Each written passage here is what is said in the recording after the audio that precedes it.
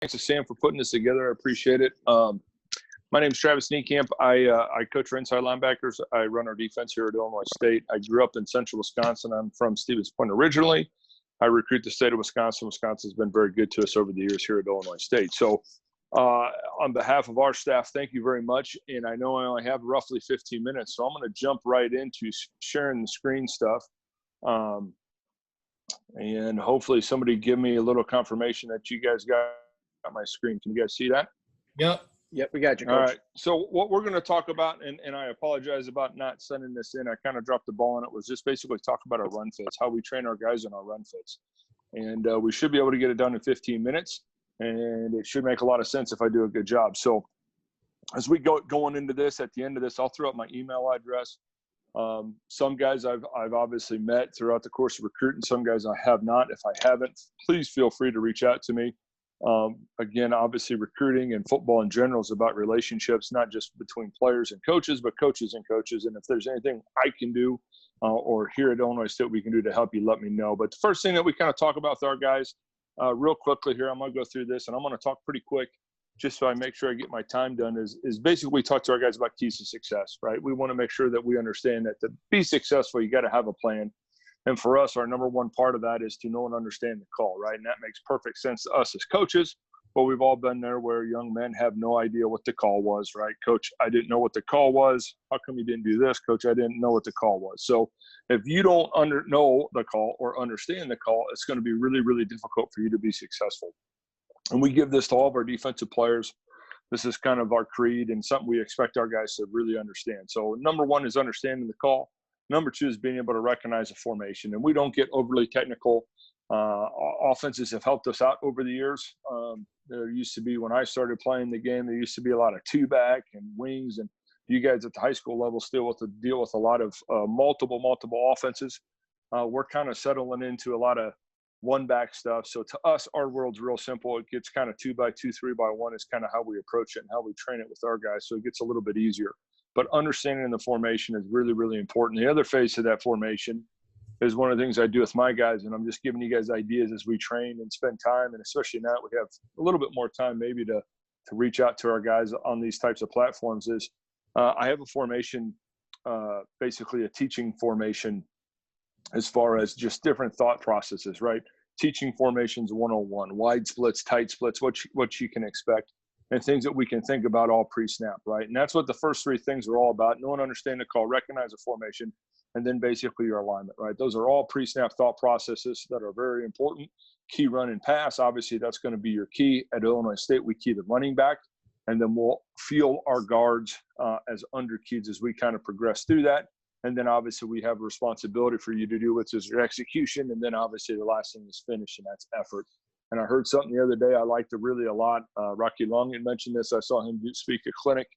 The number one fundamental on defense is effort. And I've never heard anybody say that. I've heard everybody talk about effort, but I thought that was pretty damn awesome. So that's going to be something I steal. And obviously all the stuff that I'm going to show you stuff that we steal. But I love that the number one fundamental in defense is effort. Philosophically, obviously I'm going to have to change this because we're going to put effort on top. But from a philosophy standpoint, as a defense coordinator, I got 4 fantastic guys that help us. I coach our inside linebackers. We have a defensive line coach that coaches our 3 down guys. We're a 3-4 defensive football team.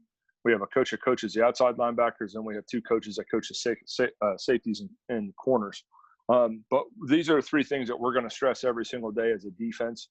I don't care what they do. I trust them.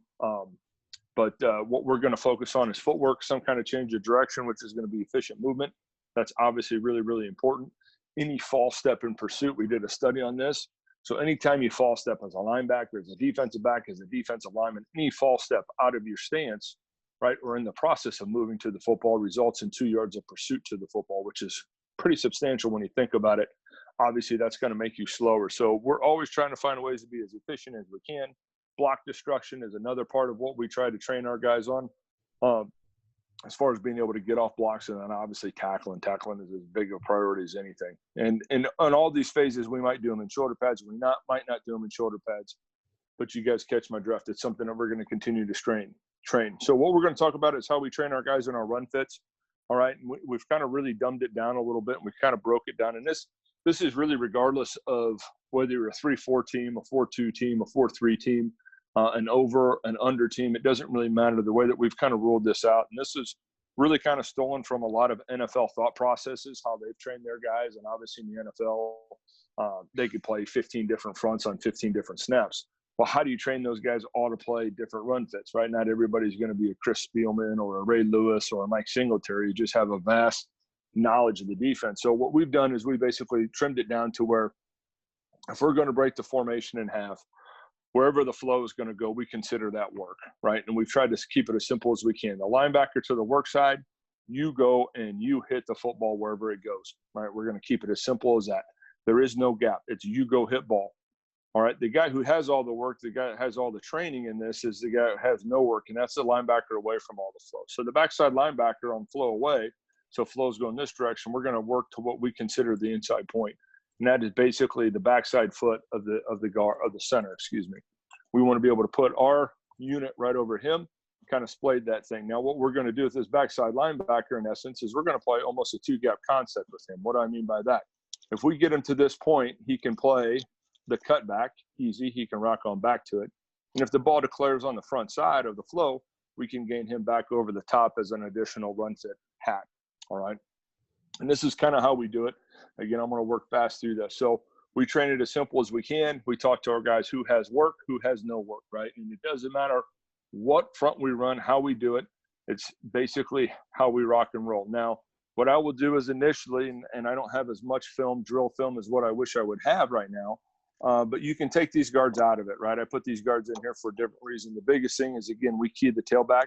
So the way we start this out on day one, if you come to our place and play as a freshman, what you'll see is the tailback, right? And that manages the tailback, and he's just going to give you different flow keys. And we do this every single day, damn near every single day of the week, especially in season. We'll continue to do this drill when we get in season. We'll be a lot more specific with the running back's footwork as far as what we're going to see that week. Depending on who our opponent is, right? Because everybody's got a little bit different power step. Everybody's got a little bit different counter step.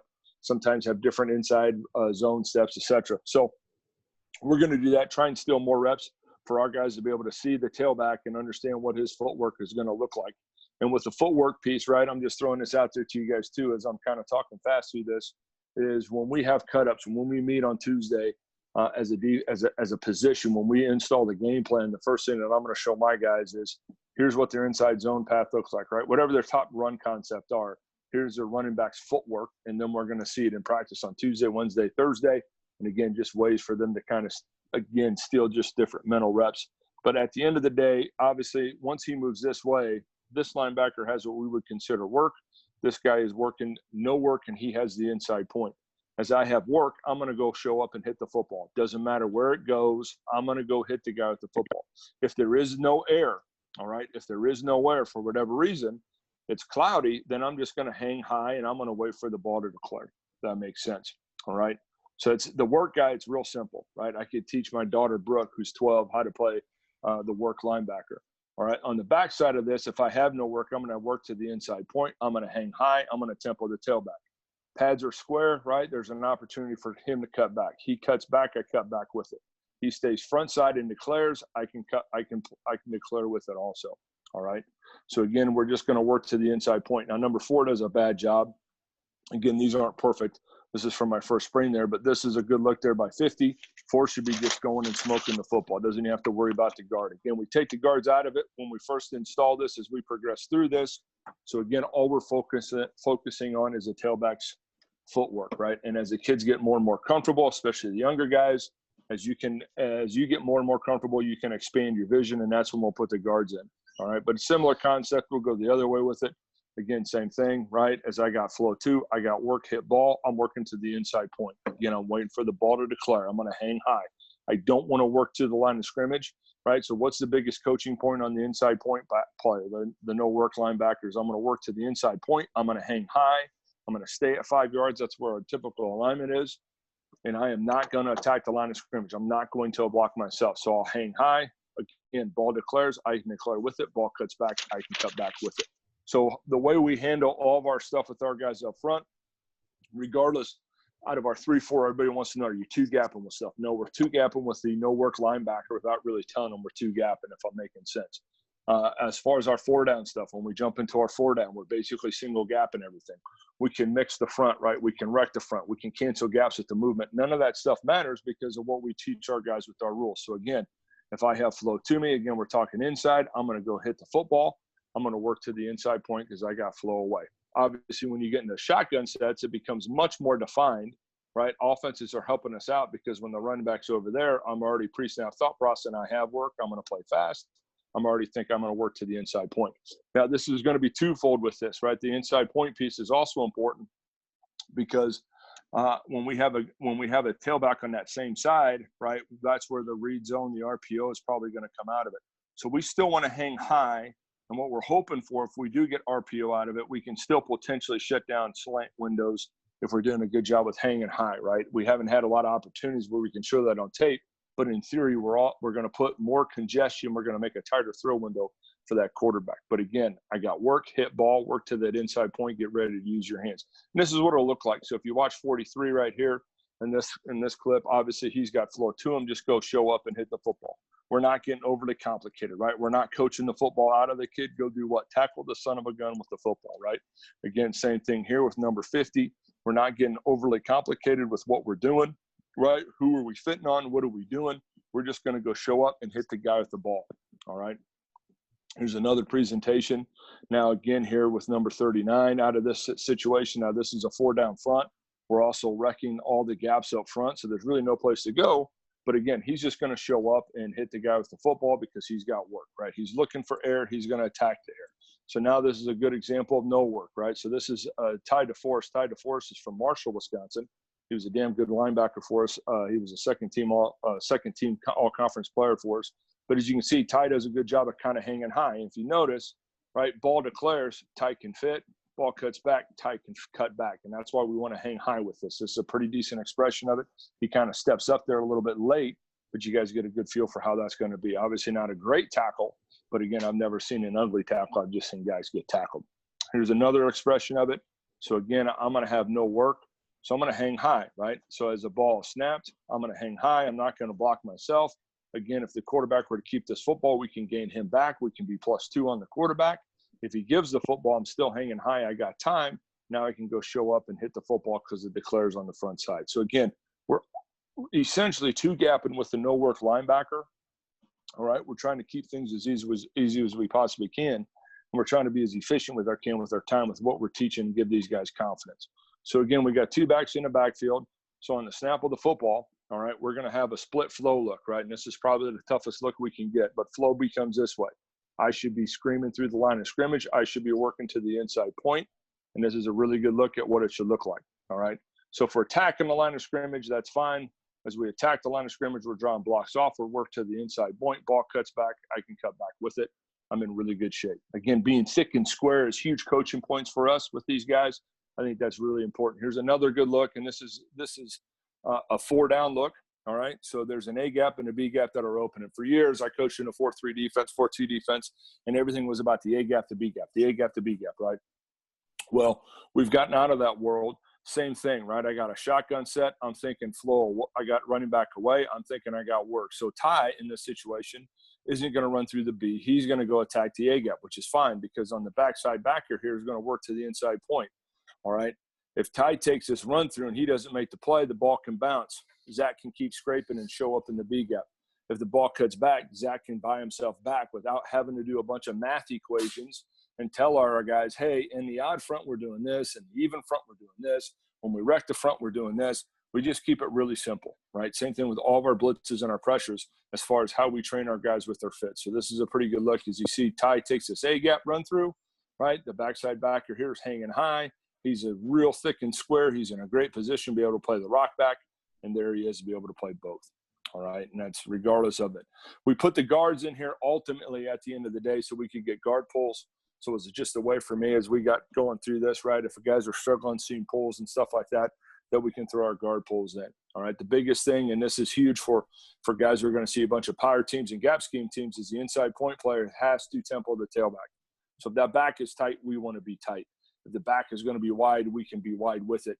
But as far as that tailback goes, we want to tempo that back. All right. We spill everything outside the tackle box with our inside linebackers. We lever everything inside the tackle box. All right. So I'll repeat that again. If this is the offensive tackle, this is the offensive tackle. Any flow outside, I'm spilling it. We have support players built into our defense, right? Anything inside. So if we're getting ISO, we want to lever the ball. We want to lever the ball back to each other. All right. So again, with the power scheme, same concept. The biggest thing on the inside point linebacker right here, this is a pretty good look at it, is I want to make sure I'm getting ready to use my hands so I can destruct blockers as guys are climbing to me. All right. You can do whatever gap scheme you want. You can run counters. You can run your split zones, et cetera, et cetera. So what we do is, generically speaking, we'll cover all the different types of runs as we introduce this drill. As we kind of go through spring practice and fall camp, we'll do the same thing. And then when we get in season, we'll get a lot more specific where here's the runs that we got to play good at, right? We got to handle the divide zone with a tight end off look, right? We got to handle ISO, or we got to handle gap scheme, or we got to handle, a counter scheme, where we got to handle speed option. Just trying to steal different reps and a teaching progression for our guys to see it. And this is a really good look here on the backside of the inside point, right? Again, I'm going to show up and hit the football. There's no place to go. Show up, spill the ball. On the backside of this, I'm going to tempo that tailback. So a lot of times teams are going to run the A-gap cutback right out of the power. We're still going to be a bonus hat with him. He can still come back over the top and play the ball. All right. And that's basically how we do it. And I got a lot of this clips and stuff as we kind of go through our cut-ups. I think I'm past my time already. But I guess, Sam, if there's any questions or anybody has questions about anything. Yeah, let's see here. Is there any on there, Bobby? Yeah, it says during the previous drill, what are both coaches watching specifically? So what I watch, which with the previous drill, meaning the individual drill or the group drill stuff? Let me ask. Probably nobody really knows, right? So if we're doing the individual, I'm just concentrating on both of those inside backers. I know what the drill is going to be because I'm going to tell the manager what flow I want out of it. Sometimes I'm the tailback, but I'm going to concentrate on the footwork of the linebackers, and I'm just going to focus and emphasize the snot out of that. So what we've done is we've got rid of the cans because nobody can ever find 5 cans, right, garbage cans anymore. They're too damn expensive anyway, so most athletic departments don't want to buy them, and if you do buy them, all the janitors are taking them and using them for garbage cans across your facility. So we just use what we have there, a couple cones and some bodies, and then a couple guys to be guards is how we run it. And then I watch the hell out of and coach the hell out of these 2 guys as we progress through the drill. And then a lot of this other stuff was just team segments and groups inside 7-on-7 type stuff. All right. Perfect. Anything else? Nope. Anything else on there? Nope. That was it. So I'm going to throw up my email address to make it as simple as we can. Well, I thought I was going to be able to do this quickly, just to help, just in case guys needed to get in touch with me, take a screenshot or something. And then that way we can rock and roll, and it should be right here as it comes up right here. So if everybody wants to take a shot of that, shoot me an email. If there's anything I can ever help you guys with, I really appreciate it. Obviously, typically this time of year would be getting ready to roll through there, do a little spring recruiting in the state of Wisconsin. Like I said, the state's been very good to us, and we continue to want it to be a good state for us with players. You guys do a fantastic job up there, and if there's anything we can do, you guys have any questions about anything, feel free to reach out. And we're always wide open. Coach Back is a big believer. He's got a place up there in Cambridge off of Lake Ripley. So he thinks he's a part cheesehead. So everybody's welcome to come on down and spend some time and talk football with us. All right. So there you go. Perfect. Thanks. I'm going to stop sharing. I appreciate it, guys. Thank you very much. Yep. Thanks, Coach.